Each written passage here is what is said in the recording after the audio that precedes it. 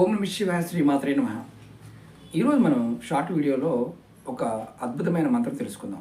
ఈ మంత్రం చేయటం వల్ల మంచి లాభాలు కలుగుతాయి. అంటే ఏ కార్యమైనా సరే సిద్ధించాలన్నా, అలాగే ఆపదలు తొలగిపోవాలన్నా ఇది హనుమత్ మంత్రాన్ని మీరు ప్రతిరోజు కూడా ప్రయత్నపూర్వకంగా చేయండి. ఈ మంత్రాన్ని ముందు ఒకసారి 108 సార్లు అనుకోవాలి.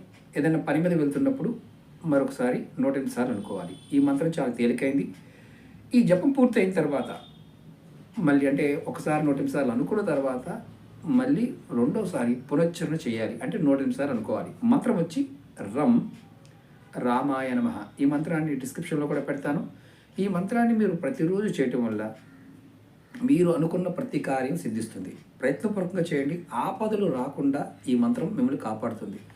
అనుకున్న పనులన్నీ పూర్తవుతాయి. ప్రయత్నించండి, ఫలితం పొందండి. అలాగే మీకు ఈ వీడియో నచ్చిన లైక్ చేయండి, ఛానల్ సబ్స్క్రైబ్ చేసుకోండి.